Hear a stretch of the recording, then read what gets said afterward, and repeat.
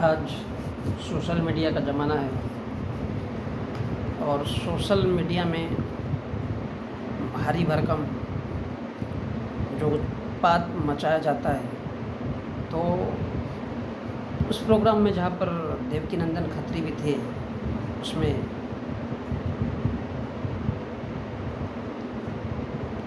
उस कार्यक्रम में बताया गया बाबर अकबर बाहर के देशों से आए और दो कौड़ी के आदमी कौन बाबर और अकबर हमारे देश को तहस नहस करते, उनका एग्जिस्टेंस समझिए, यानी उनका अस्तित्व समझिए कि वो क्या कहना चाहते हैं।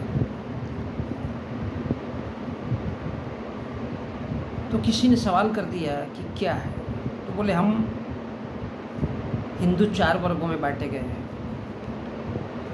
किसी ने सवाल किया कि उसका क्या कारण है, तो उस बंदे ने बताया कि भगवत गीता का श्लोक है, गुण कर्म विभाषिता विवादिश,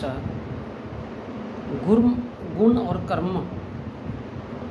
इनके आधार पर चारों को बनाया गया है। और यदि बोले मेरे कर्म अगर शूद्र वाले हैं तो मैं ब्राह्मण नहीं कहलाऊँगा, और मेरे कर्म अगर मैं शूद्र हूँ और अगर मेरे कर्म अच्छे हैं तो मैं ब्राह्मण कहलाऊँगा। तो यहाँ पर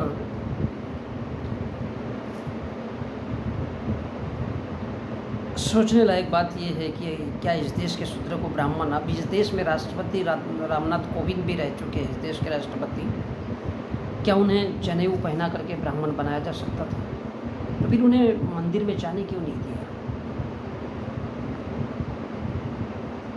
उसके कर्म तो ब्राह्मण के जैसे, वो इस देश के राष्ट्रपति रह चुके हैं। मैं रामनाथ कोविंद की बात कर रहा हूँ, भारत के राष्ट्रपति। उन्हें क्यों मंदिर नहीं जाने दिया गया? कौन कहता है ये 4? वो तो मंदिर जाना चाहते थे। ये कैसी बात है? सच तो ये है कि इस देश के पंडितों का दोगलापन चलता है। वहाँ पर देवकीनंदन बैठे हुए थे उस कार्यक्रम में, तो ये है, देवकीनंदन ने कहा कि ये है गीता का ज्ञान, और इस देश के जो पढ़े लिखे लोग हैं वो ये क्यों है और वो क्यों है सवाल करते बोले। तो राष्ट्रपति कोविंद हो या द्रौपदी मुर्मू हो, इनको ब्राह्मण जनेऊ क्यों नहीं पहना देता है?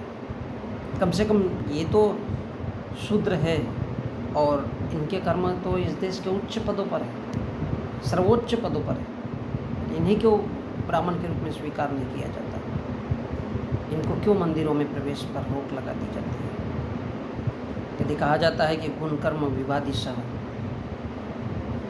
गुण और कर्म बांट दिए गए और उसके आधार पर ब्राह्मण, क्षत्रिय यानी ठाकुर, वैश्य यानी बनिया जो बनाए गए हैं। यह गौर करने वाली बात यह है कि क्षत्रिय को ठाकुर बताया गया है और वैश्य को बनिया, लेकिन ब्राह्मण केवल ब्राह्मण है, अकेला, एकमात्र। तो देवकीनंदन खत्री ने कहा कि ये है हमारा गीता ज्ञान। तो क्या ये गीता ज्ञान ये हो सकता है? क्या इस देश के लोग सिर्फ उन ग्रंथों में लिखी हुई बातें उसी को समाज का आधार मान के चलते हैं? जी हाँ। क्या ये पागलपन नहीं है? क्या ये मूर्खता नहीं है? क्या ये आवारागर्दी नहीं है? क्या ये गुंडागर्दी नहीं है? इस देश के सर्वोच्च पद पर विद्यमान भारत के राष्ट्रपति को अगर नहीं जाने दिया गया, तो फिर ये कौन सा गुणकर्म है जिसको विवादिशः लिखा गया है? क्या वो ग्रंथ जलाने लायक नहीं है जिसमें गुणकर्म विवादिशः तो लिखा है? फिर रामनाथ कोविंद तो इस देश के दलित है, शूद्र है, तो फिर उन्हें क्यों नहीं इस देश के मंदिर में प्रवेश करने दिया गया? इस देश के सर्वोच्च पद पर रह चुके, तब क्या ऐसे भगवत गीता जैसे ग्रंथों को जलाना नहीं चाहिए जो देवकीनंदन खत्री और इस देश के लोग बताते हैं? जला देना चाहिए ऐसे ग्रंथों को। पागलपन, मूर्खता, दिवालियापन, इसके अलावा कुछ नहीं है। और रही बात कि बाबर अकबर बाहर के देशों से आए और उनको 2 कौड़ी के आदमी बताना और इस देश को तहस नहस कर दिया, तो मैं कहता हूँ कि यही बात अगर मैं कहूँ कि भारत के ब्राह्मण, बनिया और वैश्यों को, यानी ठाकुरों को और बनिया लोगों को, कि वह ईरानी है तो भारत छोड़ कर के चले जाए, कितना अच्छा लगेगा उन्हें सुनने में। यदि बाबर और अकबर बाहर देशों से आए और वो 2 कौड़ी के आदमी हैं, तब क्या ब्राह्मण 2 कौड़ी का नहीं है? ब्राह्मण कौन सा दूध का धुला हुआ है? कहीं ना कहीं उसकी माँ भी तो वही रही होगी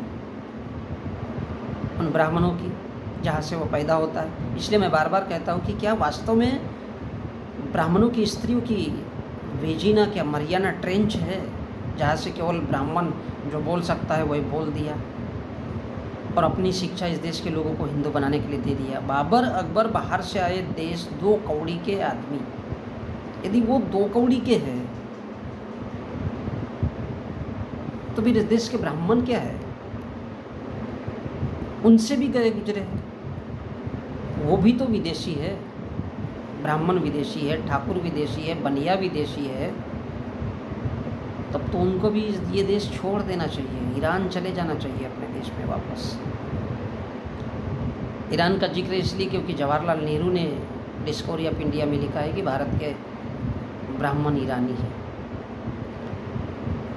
इससे पहले जहाँ तक हमारे नॉलेज के अंतर्गत आता है कि ये भीख मांगे थे, लुटेरे थे और ये भारत में दर्रों के माध्यम से आए।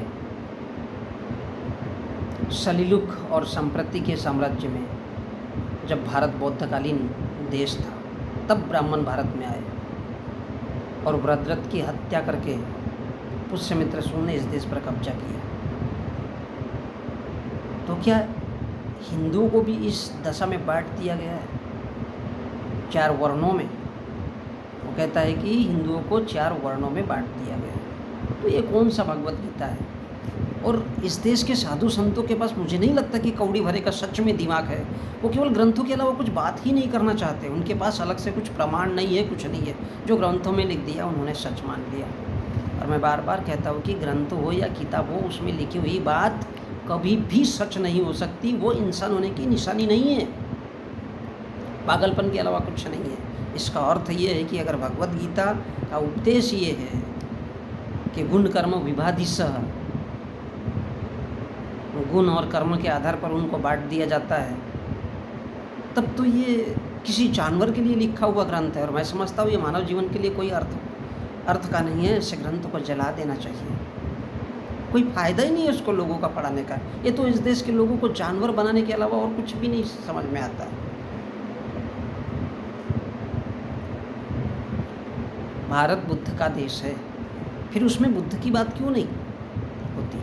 बुद्ध ने तो न किसी प्रकार का गुण, दोष इत्यादि की बात की है। बोले जो जैसा कर्म करेगा वैसा खाएगा, पिएगा, रहेगा, क्योंकि हम सभी इंसान हैं। किसान है, खेती में, उसके ज़माने में खेती में हल अनाज उगाता था, उसका भी उतना ही सम्मान होता था। किसी जो कहीं कारागिरी का काम करता था, मजदूर का काम करता था, उसका भी उतना ही सम्मान होता था। सम्मान सभी का जरूरी है। फिर किसी को आप किस आधार पर बांटना चाहते हो? गुण कर्म विभादिशः, एक ऐसा ग्रंथ